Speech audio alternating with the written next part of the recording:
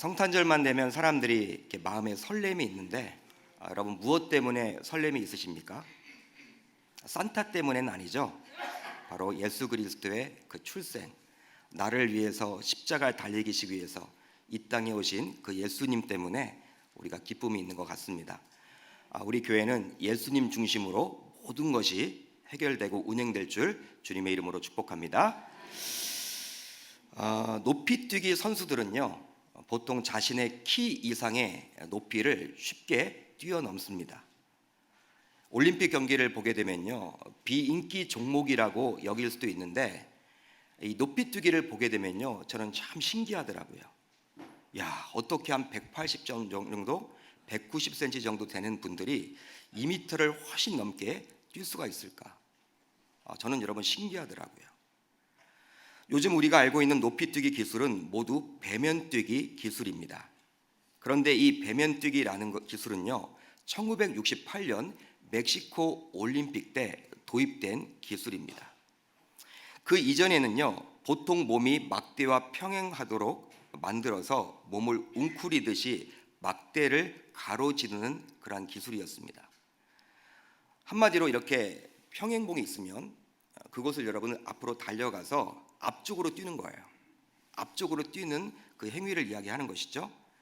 이 기법은 엎드려 뛰기 혹은 웨스턴 롤이라고도 합니다. 앞으로 뛴다라는 것이죠. 그러나 1968년 멕시코 올림픽 때 이것이 완전히 바뀌기 시작했어요. 한 무명 선수가 무려 2m 38cm, 전혀 여러분 놀라지 않으시네요. 2m 38cm를 여러분 뛰어넘었습니다. 세계 신기록이죠. 이 선수는 숨을 고른 후 힘차게 도움닫기를 하더니 막대를 향해 몸을 앞으로 기울이는 것이 아니라 뒤로 누워버렸습니다. 뒤로 눕고 나서 그런 다음 다리를 들어 올린 후 등으로 막대를 뛰어넘었어요. 앞에 여러분 평행봉이 있으면요, 이 막대가 있으면요, 지금까지는 어떻게 뛰었습니까? 앞으로 막 달려가서 앞쪽으로 뛰었다면 이제 뒤로 뛴 거예요. 등으로 여러분 뛰게 된 것입니다. 미국의 딕 포스벨이라는 이 선수는 세계 높이뛰기 사상 최초로 배면뛰기라는 기술로 올림픽 금메달을 거머쥐게 되었습니다. 그러니까 1968년 전까지는요, 사람들이 생각하지 못했던 것이죠. 앞에 이 장애물이 있으면요, 우리가 허들을 뛰듯이 그것이 아무리 높아도 앞쪽으로만 뛰려고 했어요. 그런데 1968년에 이 딕 포스벨이라는 선수가 뒤로 뛰기 시작했습니다. 이 올림픽에서 엎드려 뛰기를 시도하는 선수는 아무도 없게 되었다고 합니다. 모두 배면뛰기로 시도를 하게 된 것이죠.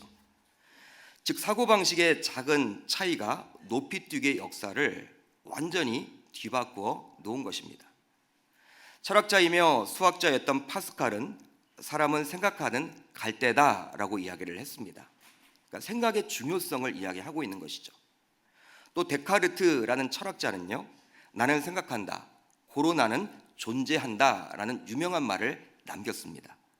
그러니까 인간에게 있어서 중요한 것 가운데 하나가 무엇이라는 것입니까? 바로 생각이라는 거예요. 하나님께서 인간을 창조하실 때 그냥 공장에서 빵을 찍어내듯이, 로봇을 찍어내듯이 하지 않고 우리들에게 자유의지를 각자에게 허락해 주셨습니다. 그렇기 때문에 우리 인간은요, 생각을 하게 되는 것이죠. 생각이 중요하기에 많은 사람들은 사고력을 키우기 위해서 노력을 기울입니다. 우리 어린 자녀가 있으면요, 그 사고력을 키우기 위해서 책을 많이 읽히죠. 또 많은 경험을 하도록 합니다. 또 여행을 통해서도 사고력을 키우도록 몸부림을 치는 경우들이 많이 있죠.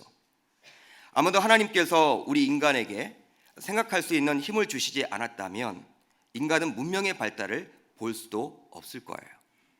저는 비행기를 탈 때마다 항상 신기해요. 신기해서 두리번거립니다. 비행기 안에서. 여러분 촌스럽죠? 어떻게 그렇게 큰 거대한 물체가 하늘을 뜰 수 있을까? 하늘을 날 수가 있을까? 그것도 수백 킬로로. 어떻게 그게 가능한 것인가? 우리 여러분 개인적인 이성적인 생각으로는요, 그게 중력의 법칙에 의해서 뜰 수가 없는 거잖아요. 근데 인간이 생각함으로 이 문명의 이기가 생기게 된 것이죠. 배도 마찬가지예요.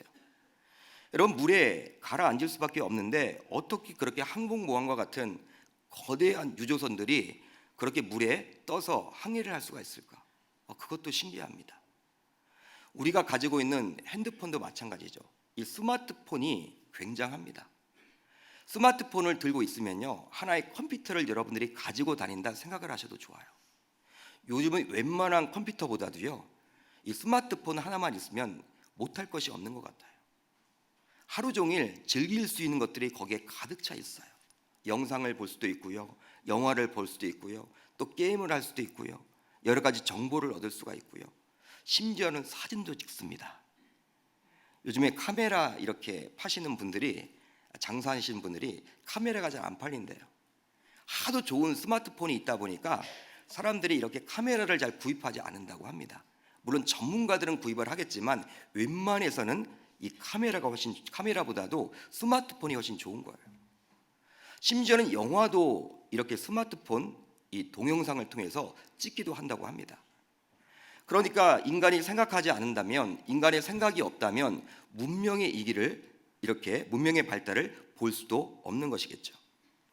여러분, 그러다 보니 인간은 누구나 나름대로의 생각이 있습니다. 또한 가치관이 형성되는 시기 이후로는 자신만의 관점이 생기게 돼요. 이런 관점은 쉽게 바뀌어지지 않는다고 합니다. 그러게 신자로서 신앙생활을 하면서도 나름대로 자신의 생각을 가지고 신앙생활을 하는 분들도 있습니다. 이런 생각의 충돌이 결국 공동체의 분열로 이어지기도 해요. 그러게 신자의 생각을 보게 되면 그 신자의 믿음이 참된 믿음인 줄 우리가 알게 되는 것입니다. 즉, 생각을 통해서 참된 믿음이 증명된다고 해야 될까요? 오늘 본문을 보게 되면요, 예수님의 공생의 사역이 막바지에 이르렀음을 알 수 있습니다. 우리가 읽었던 마가복음 이 14장의 내용은요, 바로 마태복음에도 나와 있고 요한복음에도 나와 있습니다. 누가복음에도 비슷한 내용이 나오지만 누가복음은 예수님의 공생의 초창기에 기록된 내용이기 때문에, 일어난 일이기 때문에 이것과는 다른 사건이죠. 그러니까 우리가 병행 구절을 보게 되면 마태복음과 요한복음을 살펴볼 수가 있습니다. 여러분, 공생의 사역의 막바지라는 거예요. 예수님이 십자가에 달려 죽으시기 이제 거의 며칠 앞두고 있는 형편입니다. 바로 14장 1절을 보면 이렇게 시작을 하고 있죠. 이틀이 지나면 유월절과 무교절이라. 예수님은 유월절 전날 십자가에 달려 죽으셨습니다. 그러기에 이젠 정말 공생의 끝임을 알 수가 있죠. 여러분, 예수님께서 공생의 기간, 공생애를 사셨는데요, 몇 년 사셨습니까? 3년 동안 공생애 생활을 하셨죠. 예수님은 짧은 33년의 생을 사셨는데 30년 동안은 사생애라고 보통 이야기를 하죠. 그리고 우리가 알고 있는 이 사복음서에 기록된 이 내용들이 바로 3년의 여정이었습니다. 3년 동안의 제자를 키워서 그 제자들과 함께 공생애 사역을 진행하셨죠. 그런데 이제 십자가 달릴 그 날이 얼마 남지 않게 된 거예요. 이런 시점에 예수님은 십자가를 지기 위해서 예루살렘에 올라가시다가 근처 베다니 마을에 들어가게 됩니다. 여러분, 성경에 나와 있는 이 베다니 마을은요, 바로 광명과도 같은 도시라고 보시면 됩니다. 예루살렘 여러분 근처에 있는 이 위성 도시라고 보시면 돼요. 이 광명이란 곳이 서울과 얼마나 가깝습니까? 정말 가깝죠. 근데 광명이 바로 베다니 마을과 같다라고 보시면 되는 곳입니다. 근데 그곳에는 예수님께서 특별히 사랑하시는 삼남매가 살고 있었어요. 그들의 이름은 바로 나사로였고 마르다였고 마리아였습니다. 예수님은 베다니에 들릴 때마다 자주 그들의 집에 가셔서 머무르곤 하셨어요. 사랑하는 자들이었기 때문에. 여러분, 예수님께서 예루살렘에 가실 때마다 항상 베다니 마을에 들어갈 수밖에 없었습니다. 우리가 항상 서울에 이렇게 진입할 때 이 광명을 통해서 들어가는 경우들이 많이 있잖아요. 마찬가지였어요. 위성 도시였기 때문에. 그런데 항상 자기를 반겨했던 이런 삼남매가 살고 있었기 때문에 이 베다니 마을에 들어가면요, 다른 곳에 들어가지 않고 항상 이 삼남매가 머물고 있던 그 집에서 머물고 그 집에서 대접을 받곤 하셨죠. 그런데 오늘은 어떤 일인지 나병 환자 시몬의 집에서 특별히 예수님을 위한 잔치가 베풀어지고 있었습니다. 나병 환자라고 시몬을 소개하는 것으로 보아서는 이 시몬이 이전에 나병 환자였음을 이렇게 증언해주고 있는 거예요. 여러분, 현재 나병 환자라면요, 그 마을에 살 수도 없고 또 잔치를 베풀 수도 없습니다. 격리를 당해야 하겠죠. 이 나병이라는 것은 문둥병 아닙니까? 한센스 병이기 때문에 옮는 병이에요.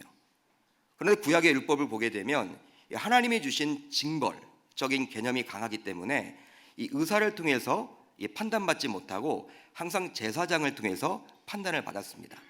치유의 유무를 판단받게 되었죠. 하나님이 주신 병이다.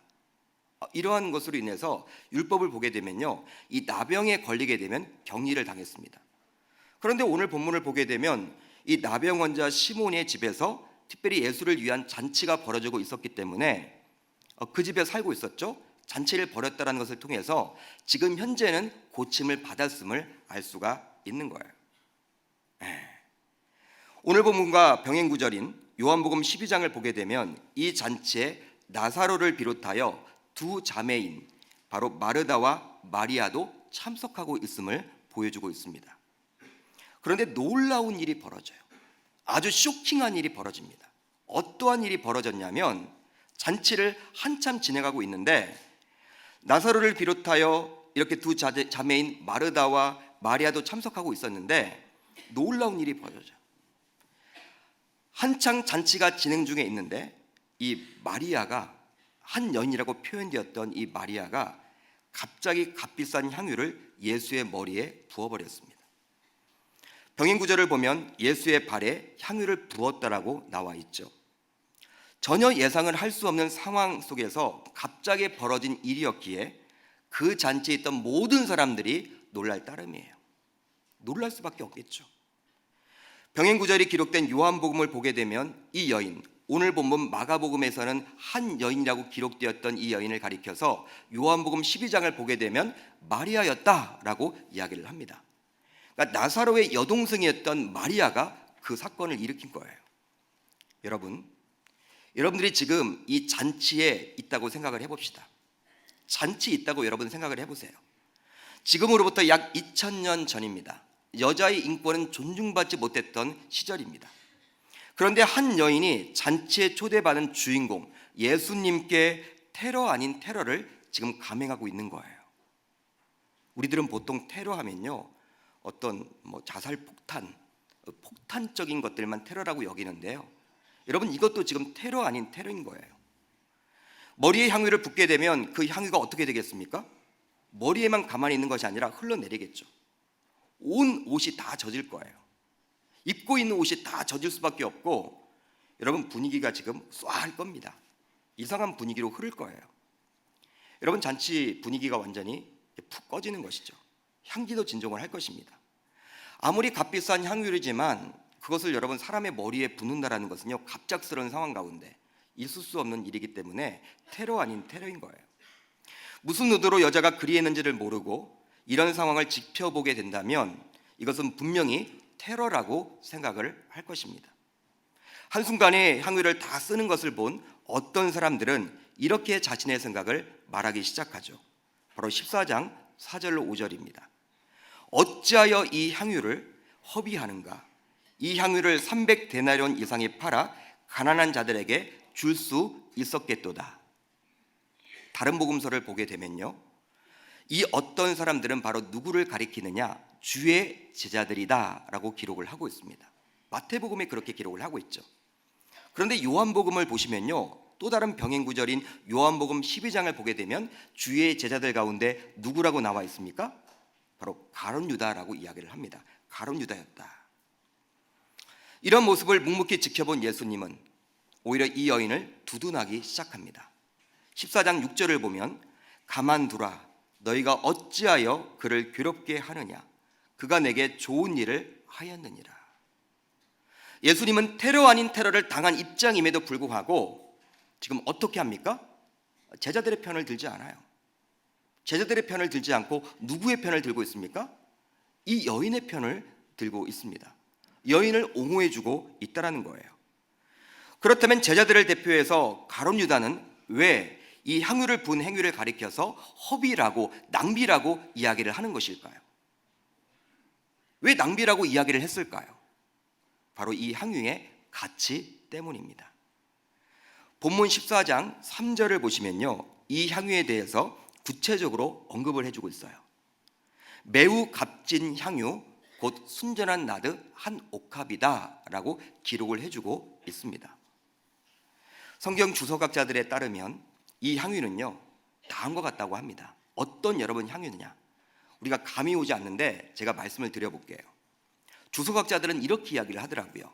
감송향 혹은 쥐오줌풀과에서 속하는 향기로운 동인도산 식물에서 즙을 낸 향기로운 향수기름. 참 어렵습니다. 참 쉽지 않은 기름이에요. 여러분, 한마디로 귀중한 거예요. 메이드 인 인디아 제품입니다. 인도산 제품이에요. 지금은 글로벌 시대이기 때문에 인도산 제품을 쉽게 구할 수가 있습니다. 쉽게 구할 수가 있죠. 인도가 화장품이 좋다고 하니까 인도산, 이 가성비가 높은 화장품들을 많이 구입해서 또 사용하는 분들도 많이 있을 텐데요. 직접 가지 않아도 온라인 사이트를 통해서 직구를 할 수도 있어요. 그러나 당시에는 인도는 신비의 나라였습니다. 지금의 관점으로 보지 마시길 바랍니다. 그 당시 메이드 인 인디아 제품은요, 쉽게 구할 수가 없는 제품이에요. 그런 나라에서 수입된 제품이니 굉장히 값어치가 있었던 것으로 생각해 볼 수가 있을 거예요. 실제로 그 향유는요, 얼마의 가치가 있다라고 오늘 본문을 보면 나와 있습니까? 바로 300데나리온 이상의 가치가 있었다라고 기록을 합니다. 보통 당시 성인의 하루 일당이 1데나리온이었다고 그래요. 1데나리온. 300데나리온이면요, 1년 연봉을 이야기하는 거예요. 지금도 하루 일당이 이렇게 10만 원이 되지 못하는 분들도 많이 계시겠지만, 예를 들어서 여러분 하루 일당이 10만 원 정도 된다고 칩시다. 여러분, 그렇다면요, 이 1년 연봉이 어느 정도 되느냐? 300데나리온은요, 약 3천만 원 정도 되는 고가라는 거예요. 3천만 원 정도. 그러니까 3천만 원 향수라고 생각해 보시면 됩니다. 그러니 이 향유는 마리아의 전 재산일 거예요. 어쩌면 그리하겠죠. 따라서 가진 것 전부를 예수님께 쏟아 부었다라고 할 수 있는 거예요. 이런 고가 향유를 한 번에 부어버렸으니 제자들과 사업가적 기질, 이 비즈니스 기질이 강했던 가룟 유다는요, 돈에 여러분들 아주 이렇게 능수능란했던 이 가룟 유다의 입장에서는요, 허비일 수밖에 없는 거예요. 낭비일 수밖에 없는 거예요. 여러분, 이런 제자들과 가룟 유다의 생각이 맞는 것도 같습니다. 굳이 마리아가 그 고가의 향유를 한 번에 거쳐서 3천만짜리 향유를 그렇게 허비를 해버렸다라고 생각이 들 수도 있을 것입니다. 굳이 예수님의 머리에 부을 필요가 있을까? 이거 낭비 아닌가? 허비 아닌가? 여러분, 그런 생각 들지 않으세요? 그것을 팔아서 가난한 자들을 이렇게 돕는 것이 오히려 주의 일을 하는 것 아닌가? 주님이 기뻐하게 하는 것 아닌가? 그런 생각을 해볼 수도 있겠죠. 이것은 상식처럼 느껴지기도 합니다. 여러분, 가난한 자들을 도와야 되겠죠. 여러분, 3천만 원짜리 향유를 그렇게 한 번에 여러분 쓸 필요가 있는 것일까요? 아껴서 써도 좋을 텐데 그것을 여러분 다 깨서 예수의 머리에 부을 필요가 있는 것일까요? 여러분, 그런 생각 안 드세요? 어쩌면 여기에 앉아 계신 분들 가운데서도 이 제자들과 가룟 유다 쪽에 한 표를 던지고 싶은 분들도 계실 거예요. 투표를 해보면요, 아마 그쪽에 더 많이 표가 갈 수도 있을 거예요. 그렇다면 왜 마리아는 이런 이해할 수 없는 행동을 하고 있는 것일까요? 왜 이러한 어처구니 없는 일을 하고 있는 것일까요? 그가 자신이 가진 곡합이 얼마의 가치인지 몰랐기 때문에 그리한 것일까요? 정녕 몰라서 그리한 것입니까? 그렇지 않죠. 마리아는 옥합의 가치를 분명히 알고 있었습니다. 그러나 가난한 사람들을 돕는 것보다 하나님 나라의 일을 더 중하게 여겼기 때문에 옥합을 깨트린 것 뿐이에요. 가난한 사람들이 어디 있는지 몰랐기 때문에 예수님께 다가와서 그냥 예수님께 그렇게 이렇게 옥합을 깨서 머리에 부은 것입니까? 그것도 아니죠. 가난한 자들이 어디 있는지 충분히 그는 인식하고 있었습니다. 하나님 나라의 일을 위해서 마리아는 옥합을 아낌없이 깨트려서 예수님의 머리에 부었지만 오히려 가룟 유다를 비롯한 주의 제자들이란 사람들이 이것을 이해하지 못한 거예요. 여러분, 제가 처음 설교를 시작할 때 오늘 이 말씀은 공생애가 거의 끝나는 시점에 기록된 말씀이라고, 있었던 사건이라고 말씀을 드렸습니다. 3년 동안의 공생애 끝이에요. 우리 예수님께서 처음 공생애를 시작하실 때 제자들을 선택하셔서 제자들을 불러서 시작을 하셨습니다. 그러니까 3년 동안 동고동락하면서 제자들과 제자 훈련을 같이 하면서 그들에게 많은 말씀을 남겼어요. 그럼에도 불구하고 그들은 이 마리아의 행동을 이해하지는 못합니다. 주의 제자들이 이렇게 마리아의 행동을 이해하지 못하고 비난을 하고 있지만 놀라운 점이 있는데, 어떤 영문에서 그런지는 몰라도 오늘 본문을 자세히 보시면 나사로를 비롯하여 마리아의 언니였던 마르다는 말이 없다라는 사실이에요. 말을 하고 있지 않습니다. 그곳에 있었는데, 이전에 나사로의 집에 예수님이 방문했을 때 마리아는 역시 예수님을 이렇게 접대하기 위해서, 대접하기 위해서 주방에 가서 이렇게 열심히 봉사를 하고 있었습니다. 예수님이 방문을 하셨기 때문에, 항상 예수님은 혼자 다니지 않고 12제자와 다녔기 때문에 갑작스러운 그 방문에 이 마르다는 당황스러워서 이제 주의 제자와 또 예수님을 위해서 정성껏 음식을 만들었어요. 그런데 그 동생이었던 마리아는요, 얄밉게도 지금 어디에 가 있습니까? 예수의 발치 밑에 가 있는 거예요. 발치 밑에 가서 말씀을 듣는 거예요. 여러분, 얼마나 얄밉겠습니까? 여러분, 우리들 주변에서도 이렇게 나는 사역을 열심히 하는데 같은 부원이 막 일을 안 하면 막 짜증나고 열받잖아요. 예? 여러분, 또 화가 나잖아요. 속상하잖아요.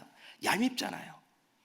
여러분, 마리아가 지금 얄미운 거예요. 이 마르다 입장에서는 예수님이 오셨고 빨리 주방에 가서 음식도 내가야 하고 또 친구도 준비를 해야 되는데, 자신을 도와서 일을 하면 좋은데 마리아는 지금 어디가 있는 거예요?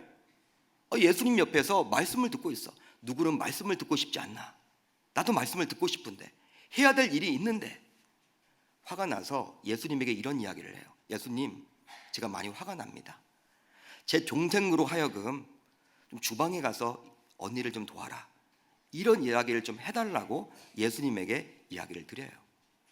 여러분, 이걸 통해서 우리는 무엇을 알 수가 있냐면, 마리아의 언니였던 마르다가요, 굉장히 직선적인 성격이었고, 이렇게 혈기가 여러분들 다혈기적인 여러분 이런 사람이었음을 알 수가 있는 거예요. 급한 성격이면 알 수가 있는 거예요. 참지 못하는 것이죠. 그런데 오늘 본문과 병행 구절인 요한복음을 보게 되면 역시나 마르다는 분명히 잔치를 위해서 일하고 있었습니다. 주방팀이었어요. 봉사팀이었어요. 우리 교회 이야기로는. 거기서 역시나 여러분 잔치를 위해서 일을 하고 있습니다. 이런 마리아의 다소 무모하게 보이는 행동에 대해서 그런데 이번에는 아무 말도 없어요.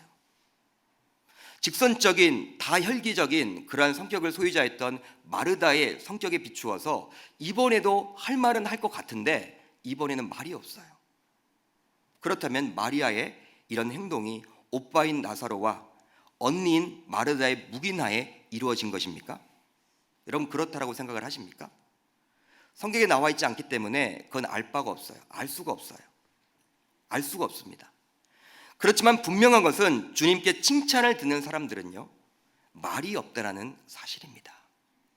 남들이 비난을 하건 욕을 하건 간에 하나님의 아들 되신 그리스도를 위해 일하는 사람들은 말이 없다라는 사실이에요.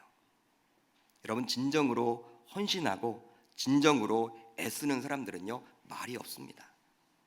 어쩌면 자신의 전부와도 같은 옥합, 우리 같으면 입이 근질근질 거려서 내가 이렇게 헌신했다라고, 내가 이만큼 바쳤다라고 떠벌릴 텐데, 오늘 본문을 보게 되면요, 자신의 전 재산과도 같은 3천만 원짜리 향수를 부었는데도 불구하고 말이 없어요. 말이 없어요. 마리아도 말이 없고, 그의 오빠인 나사로도 말이 없고, 그의 언니인 마르다도 말이 없습니다. 저는 참 감사한 게 우리 교회도 이런 분들이 참 많다라는 거예요. 얼마나 많은지 몰라요. 교회 구석구석에서 남들이 보지 않고 남들이 인정해주지 않더라도 주님만을 바라보고 구석구석, 주일에도 주중에도 헌신하는 분들이 얼마나 많은지 몰라요. 시간을 투자하고 물질을 투자하고 또 몸으로 봉사하시는 분들이 얼마나 많은지 모릅니다. 그러니까 담임 목사 입장에서는 정말 감사드리죠. 이런 분들이 많은 교회야말로 정말 행복한 교회요, 건강한 교회인 줄 믿으시기를 바랍니다.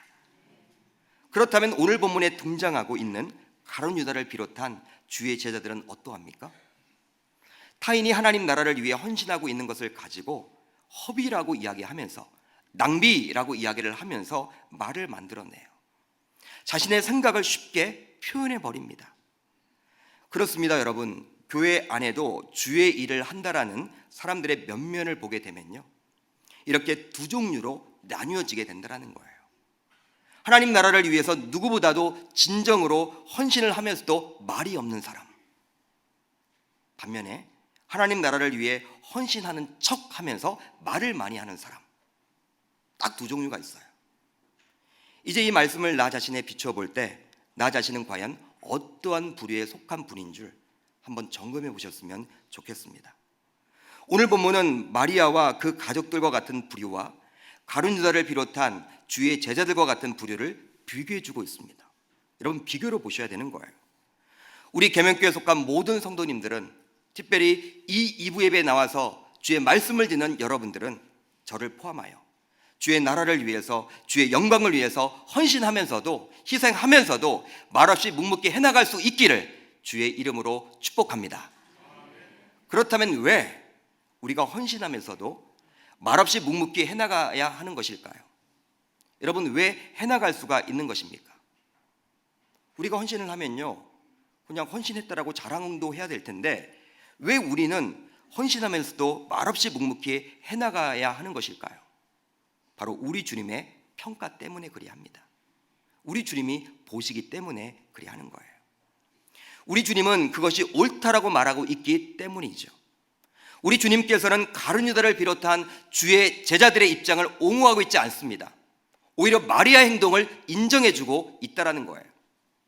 오늘 본문 안으로 다시 한번 들어가 보도록 하겠습니다. 우리 14장 7절로 8절을 우리 한번 같이 읽어보도록 하겠습니다. 시작.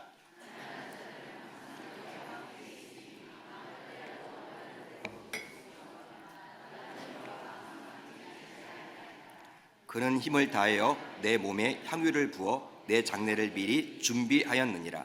아멘. 가난한 자들을 구제하는 것이 더 마땅하다라고 언급한 가룟 유다, 그리고 주의 제자들의 이야기에 대해서 우리 주님은 가난한 자들보다 며칠 후로 다가온 자신의 장례를 미리 준비했던 이 마리아를 옹호하고 그의 편을 들어주고 있다는 거예요. 이것을 통해서 우리는 교회 안에서 어떠한 결정을 내릴 때 주님의 생각에 맞추어야 함을 알 수 있는 거예요. 교회 내에는 수많은 사람들이 모였기 때문에 그 생각이 다양합니다. 여기 계신 분들 가운데 제가 종이를 드리면서, 펜을 드리면서 어떤 교회를 원하십니까? 라고 적어내시라고 하시면요, 다 다양할 거예요. 수백 가지 답이 나올 것입니다. 어떤 분들은 예배가 중요하다, 어떤 분들은 구제가 중요하지, 교회가 가난한 자들을 구제해야지, 어떤 분들은 선교가 중요하지, 어떤 분들은 전도가 중요하지, 어떤 분들은 방송이 중요하지, 어떤 분들은 음향 시스템이 중요하지, 어떤 분들은 주차장이 중요하지, 어떤 분들은 찬양이 중요하지, 어떤 분들은 다음 세대가 중요하지. 아마 다양한 대답을 할 거예요. 다 중요해요, 여러분들. 다 중요한 이야기를 합니다. 그러니까 자신의 생각이 있는 것이죠. 교회를 바라보는 가치관이 있다는 거예요. 그렇지만 생각이 다르겠지만 그 생각의 최종 결정은 내가 내리는 것이 아니라, 내 생각대로 흐르는 것이 아니라 바로 우리 주님이 내리게 되어 있다는 거예요. 그 사실을 우리는 기억해야 하는 것입니다. 주님의 생각에 우리의 생각을 맞춰 나간 것이 바로 참된 믿음의 소유자라는 거예요. 여러분, 왜 교회 내에서 말씀과 기도를 강조합니까? 여러분들이 교회 신앙생활을 오래 하셨잖아요. 물론 오래되지 않은 분들도 있겠지만 항상 결론은 뭐예요? 기도합시다, 말씀을 묵상합시다. 결론은 그거잖아요. 모든 설교 여러분들 끝은 다 그거잖아요. 어떤 설교를 들어봐도, 어떤 목사님이든 간에 말씀과 기도를 강조하지 않은 분은 없잖아요. 왜 그럴까요? 말씀과 기도를 통해서 주님의 생각을 알 수 있기 때문에 그리 하는 거예요. 따라서 교회 내에서 어떠한 문제가 생겼을 때 그 문제를 어떻게 풀어나가야 할까요? 여러분, 문제 없는 교회는 없잖아요. 문제는 있잖아요. 항상 존재하잖아요. 지상에 있는 모든 교회는 문제가 있습니다, 여러분. 우리가 건강하도록 추구하는 것뿐이지 완벽한 교회는 없기 때문에 문제는 있어요. 이 문제를 어떻게 풀어나가야 할까요? 회의를 한다고 될까요? 가능할까요? 회의만 여러분 많이 열면 될까요? 사람들을 많이 1대1로 만나면 될까요? 물론 그것도 필요하겠죠. 그렇지만 그것으로 인해서 그 문제가 본질적으로 해결되지 않아요.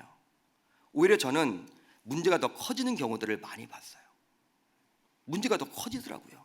사람들과 대화를 했는데, 회의를 했는데. 그럴 때는 이 문제가 있을 때는 어떻게 해야 될까요? 오히려 교회 내에서 자발적으로 기도 운동이 일어나야 하는 것입니다. 기도하는 분위기가 되기만 한다면 그 문제는 어느 순간 사그라지는 거예요. 여러분 왜 그럴까요? 왜 그렇습니까? 자신의 생각들이 모두 달라요. 모두 있지만 기도하는 가운데 자신의 생각을 주님의 생각에 맞출 수 있기 때문에 그리하는 것입니다. 여러분 여기에 다양한 여러분 사람들이 존재하죠. 근데 우리가 기도를 하잖아요. 그러면 내 생각도 있지만 결국 누구의 생각에 맞춰 주십니까? 우리 주님의 생각에 맞춰 나가는 것이죠. 주님은 한 분이시잖아요. 성령 하나님은 한 분이시잖아요. 제가 믿는 성령 하나님과 여러분들이 믿는 성령 하나님은 한 분이시잖아요. 그러니까 나중에는 어느 순간 생각이 달랐던 분들이 생각이 일치되는 경우들이 있다라는 거예요. 여러분 그것으로 문제가 풀려지게 되는 것이죠. 우리 계명교회도 지난 47년 동안 이러한 방식으로 문제를 풀어왔을 것입니다. 앞으로의 47년 동안도 교회 구성원들 모두 자신의 생각이 있을지언정 그 생각을 주님의 생각에 맞춰 나감으로 문제를 해결해 나아갈 수 있기를 주의 이름으로 축복합니다. 그렇다면 왜 마리아는 다소 무모할 만한 행동처럼 보이는 이러한 행동을 했을까요? 하나님 나라를 위해서 왜 이러한 무모할 만한 행동을 했을까요? 성경 주석학자들은 이런 마리아의 행동의 이면에는 주님을 향한 사랑이 있었기 때문에 가능했다라고 이야기를 합니다. 사랑이 없으면요 이렇게 할 수가 없다라는 거예요. 한번 여러분들이 곰곰이 생각을 해보세요. 여러분 잔치는 흥이죠. 신나는 것이죠. 축제죠 여러분. 페스티벌 아닙니까? 여러분 갑자기 여러분 잔치가 잘 진행되고 있는데 먹고 마시고 있는데 좋은 교제를 하고 있는데 대화를 하고 있는데 뜬금없이 여러분 이 마리아가 일어나가지고 같이 옆에 있다가 여러분 향유를 여러분 딱 부어버렸다. 여러분 지금 같으면요 이 조선일보 일면의 날 이야기예요. 예수님은 항상 그 당시에 정치 지도자들, 종교 지도자들의 주목을 받았던 사람들이었습니다. 유대인들의 주목을 받을 수밖에 없어요. 기자들이 따라다녀요. 갑작스럽게 이건 웬 시츄에이션? 웬 이런 일이 벌어지는 거야? 여러분 그런 생각이 들지 않겠습니까? 여러분 그런 것들을 염두에 둔다면요 그런 일 할 수가 없어요. 여러분 여자입니다. 마리아입니다. 2000년 전에 여러분 여성의 인권이 어디 있어요? 자신이 여러분 조선일보 일면의 날 그러한 사건의 주인공이 된다면 그런 두렵지 않겠습니까? 굉장히 힘들겠죠. 어렵겠죠. 여러분 그런데 부었어요. 자신의 전 재산을. 바로 주님을 사랑하기 때문에 가능한 것이죠. 여러분 보통 남녀가 연애를 하고 사랑하는 마음이 생기게 되면요 상대방에게 아낌없이 주고 싶어 합니다. 여기에 많은 여성들이 계시는데 남편이 나를 바라볼 때 남편이 나의 결혼 기념일 날, 나의 생일날 얼마짜리를 사주는지를 보면 나를 사랑하는 줄 아시길 바랍니다. 여러분 중요한 거예요 여러분들. 마음도 물론 중요하지만 여러분들 이 물질도 여러분 중요하잖아요. 여러분 연애를 하고 사랑을 하면요 정말 비싼 걸 여러분들 막 사주고 싶어요. 다 주고 싶어요. 남들이 보면 미쳤다고 이야기를 하죠. 야 그 낭비 아니냐? 그냥 간단하게 먹으면 되지 왜 스테이크를 먹으려고 그래? 여러분 청년들 이렇게 연애를 하면요 주머니가 여러분 가벼워도 여러분 꼭 여러분 맛집을 찾아가고 좋은 데를 가려고 하잖아요. 사랑하는 사람과는. 왜 그럴까요? 사랑하니까. 다 주고 싶은 거예요. 퍼주고 싶은 거예요. 여기 어머니들이 많이 계시는데요 엄마로서 속상할 때가 언제입니까? 엄마로서 속상할 때가 언제예요? 아들 녀석 하나 잘 키우려고 나를 희생하면서 나는 알바까지 뛰면서 나도 좀 쉬고 싶을 때가 많은데, 나도 교회에서 봉사하고 싶을 때가 많고 양육 듣고 싶을 때가 많은데, 이 아들 녀석 하나 키우고 싶어서, 잘 키우고 싶어서 알바 아닌 알바까지 해가면서 수모를 당하면서 아이들 학원도 보내고 또 나이키 운동화도 사주고 대학도 보내고 먹을 것 입힐 것 다 입혔는데 나한테는 해준 것 없이 고맙다란 인사 한 번도 안 하다가 대학에 가더니 갑자기 여자친구가 생겼다고 하면서 이 여자친구에는 금목걸이를 준다고 할 때 참 엄마로서 여러분 얼마나 섭섭해요. 섭섭하죠. 동감을 하실 거예요. 그만큼 여러분 사랑하게 되면요, 주변 사람들은 다 낭비라고 여기는 것들을 본인들은 몰라요. 낭비라고 여기지 않습니다. 마리아도 마찬가지였어요. 예수님을 진심으로 사랑했기 때문에 그렇게 값비싼 향유라도 낭비한다라고 생각이 들지 않았다는 거예요. 3천만 원 눈에 안 들어옵니다. 왜? 누가 더 중요해요? 예수 그리스도. 그렇다면 마리아는 어떻게 예수님을 사랑하게 되었을까요? 어떻게 사랑을 하게 되었을까요? 우리가 잘 알다시피 그녀는 예수님의 발치에 앉아서 말씀을 듣는데 항상 열중했던 사람이었습니다. 항상 말씀 중심의 삶을 살았던 사람이었어요. 그러기에 마리아는 예수님의 말씀을 통해서 하늘 보좌를 버리고 왜 이 땅에 오셨는지, 그리고 왜 십자가에 달려 죽으실 수밖에 없게 되었는지 그걸 알았다라는 거예요. 예수님이 나를 위해서 십자가에 달리셨다라는 것을 알았기 때문에 그 사랑을 생각해 보니까 이제 잠시 후면 십자가에 달리시는데 이제 오늘 나와의 만남이 마지막인데 이 잔치를 끝으로 예수님을 더 이상 볼 수 없는데 그 예수님에게 나의 전부를 드려도 좋지 않을까, 이런 마음을 마리아는 가졌던 거예요. 이건 바로 사랑의 마음인 것이죠.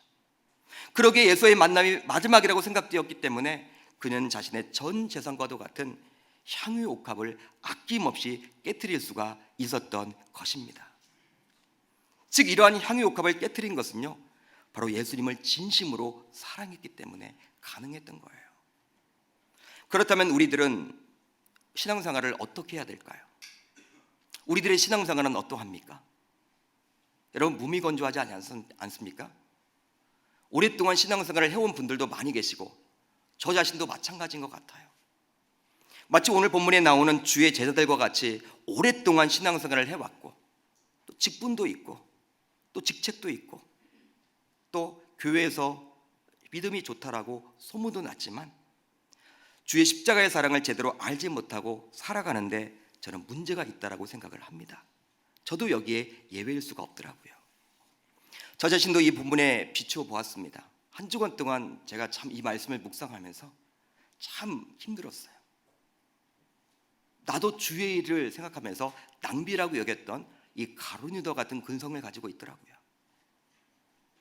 매주일 설교회 하는 목회자로서 어떨 때는 예수를 사랑한다라고 이야기를 하고 여러분들에게 사랑 이야기를 전하지만 의무감에서 예수를 사랑하는 척 하지 않았는지 저는 반성을 막 해봤습니다. 하나님 앞에 회개해 보았습니다. 사랑하는 계명교회 성도 여러분, 우리들은 예수를 처음 만났던 첫사랑을 회복해야 합니다. 처음 주님을 인격적으로 만났을 때 그 마음을 다시 한번 되살려내야 하는 거예요. 예수를 위해서라면 나의 전 재산, 나의 생명, 나의 미래까지도 다 바칠 수 있다라고 고백했던 그 첫사랑을 회복해야 하는 것입니다. 그리고 매일매일 그러한 첫사랑을 가지고 살아가야 하는 거예요. 이런 주를 향한 사랑 없이 신앙생활을 한다면 우리는 항상 나의 생각으로 신앙생활을 하기 때문에 항상 주의 일이 낭비라고, 나와 다른 그런 교회의 그런 모습을 바라볼 때, 내 생각대로 교회가 운영되지 않을 때, 교회가 이루어지지 않을 때, 이 교회는 낭비한다, 허비한다, 소비한다, 이렇게 판단하게 된다는 거예요. 그러니 이 자리에 나와서 예배하는 계명교회 성도님들 모두 저를 포함하여 예수님을 진정으로 사랑할 수 있기를 바랍니다. 나를 위해 십자가에 달리신 예수 그리스도를 믿는다면 나의 것이 전부 그분의 것이요, 그러게 낭비라고 허비라고 할 수 없는 거예요.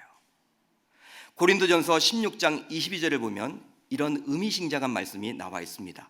우리 한번 같이 읽어보도록 하겠습니다. 시작. 만일 누구든지 주를 사랑하지 아니하면 아멘. 예수님께서 이 세상에 다시 오실 때 예수님을 사랑하지 않는 사람은 저주를 받는다라는 것을 보여주는 말씀이에요. 아주 무서운 말씀이죠. 그러니까 주님이 재림하실 때 주님을 사랑하지 않은 사람들은 바로 어떻게 된다? 저주를 받게 된다라는 거예요. 그만큼 우리의 신앙생활에서 최고는 무엇이라는 것입니까? 주님 사랑, 하나님 사랑이 먼저입니다. 하나님을 사랑하고 그 하나님을 사랑한다면 그것을 이웃에게 사랑할 수 있는 그런 말씀을 우리는 알고 있는 것이죠. 여러분, 예수님을 사랑할 수 있기를 바랍니다. 예수 그리스도를 사랑함으로 향유 옥화과 같은 자신의 귀중한 것들을 주의 나라를 위해서, 주의 영광을 위해서 아낌없이 깨어서 드릴 수 있기를 주님의 이름으로 축복합니다. 그것이 자녀이건, 그것이 물질이건, 그것이 시간이건, 그것이 심지어 나의 생명이건 간에 그것이 가장 신자로서 축복된 길임을 깨닫고 나의 가장 중요한 향유 옥합을 주님을 위해서 깨트릴 수 있기를 주의 이름으로 축복합니다. 정말 그것이 값진 삶이 될 거예요. 이 자리에 나와 예배하는 우리들 모두 그러한 삶을 살아가므로 주님께 착하고 충성된 종이라고 인정받고 사랑받기를 주의 이름으로 축복합니다.